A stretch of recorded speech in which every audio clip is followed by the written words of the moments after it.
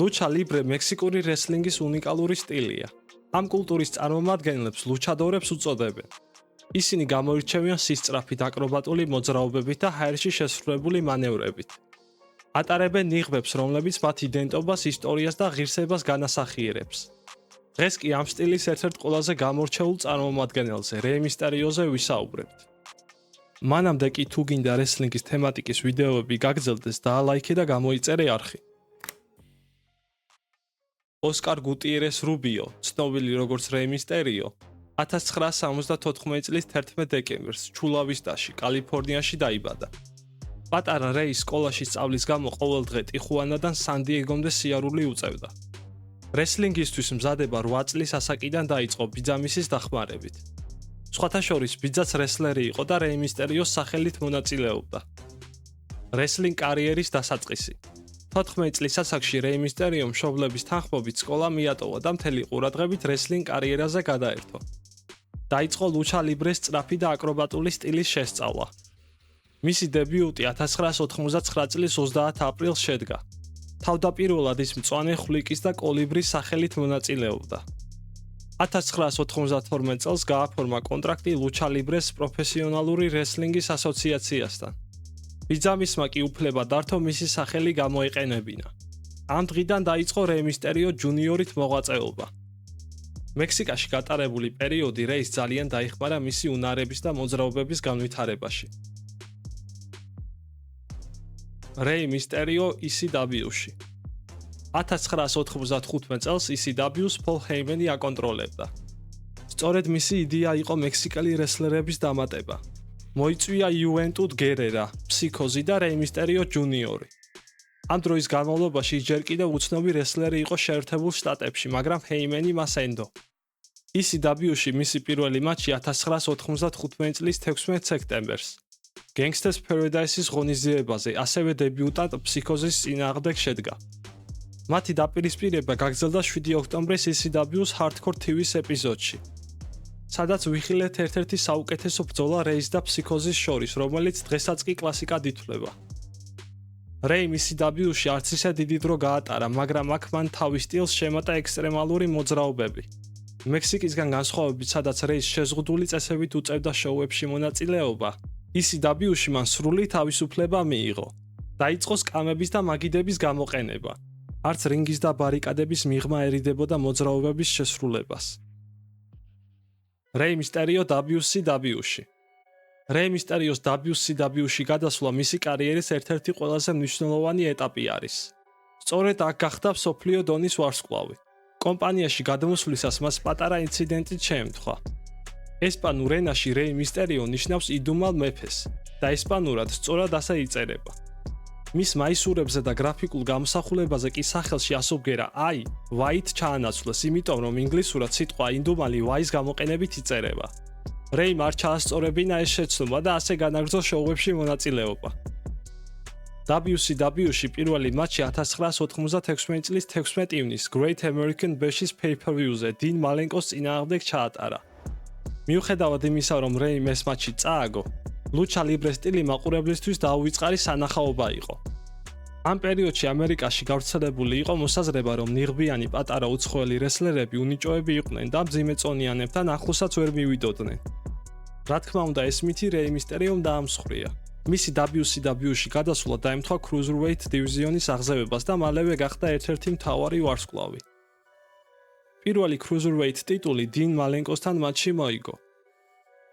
WCW-ში ყოფნის დროს რეი მისტერიომ რამდენიმე დასამახსოვრებელი მატჩი ჩაატარა კომპანიის საუკეთესო რესლერებთან.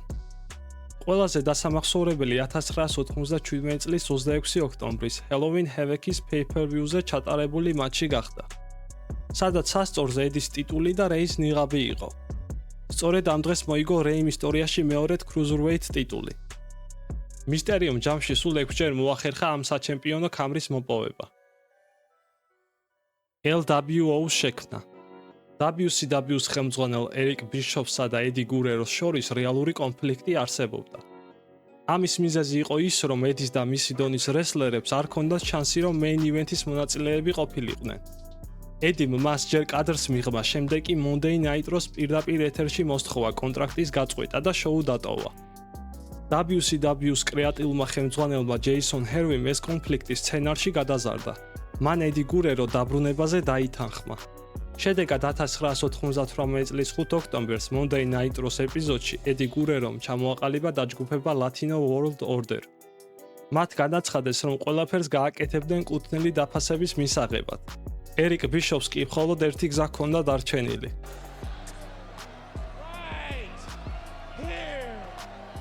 ეს დაჯგუფება აერთიანებდა კომპანიაში მყოფ ყველა ლუჩადორს, მექსიკელ რესლერს, გარდა ერთისა.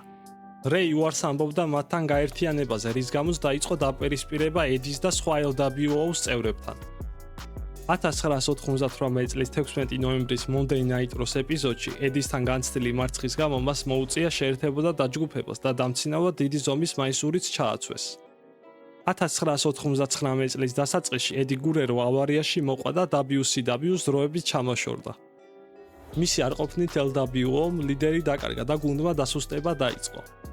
WCW-მ გადაწყვიტა, რომ მეორე დაჯგუფება New World Order-ი უფრო ძლიერი უნდა ყოფილიყო, ამიტომ LWO-ს დაშლა სიუჟეტით განიზრახეს. ამ პერიოდში ერიკ ბიშოფი რიკ ფლერმა ჩაანაცვლა. 1999 წლის 11 იანვრის ეპიზოდში რიკ ფლერი LWO-ს წევრებს რინგზე უხმობს და დაჯგუფების დატოვებისკენ მოუწოდებს. ამასთანავე პირობას აძლევს, რომ ისინი ყველაფერს მიიღებდნენ, ფულს, მანქანებს და რასაც დაასახელებდნენ, მათ შორის ქალებსაც. ყველამ სიხარულით მოიშორა მაისური, ამ დროს კი რეი მისტერიო იმედგაცრუებული ტოვებს რინგს. დაპირისპირება NWO-სთან და ნიღბის დაკარგვა. რეი მისტერიო ერთადერთი წევრი იყო, ვინც LWO-ს დატოვებაზე უარი განაცხადა. ამ პერიოდში WCW-მ მექსიკელი რესლერების გადაკეთება მათთვის ნიღბების წართმევით გადაწყვიტა. რეისაც შეუთვალეს, რომ თუ ამ გადაწყვეტილებას შეეწინააღმდეგებოდა, შეეძლო კომპანია საერთოდ დაეტოვებინა.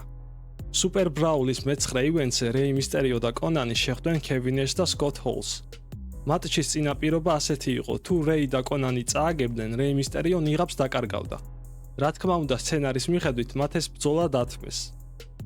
მატჩის შემდეგ კი რეის მოუწია ნიღბის მოხსნა. ეს ყველაზე დიდი დამცირება იყო, რადგან მექსიკელი რესლერებისთვის ნიღაბი მათი იდენტობის და ტრადიციების გამომხატველია. მისი დაკარგვა კი ფაქტობრივად სიკვდილის ტოლფასია.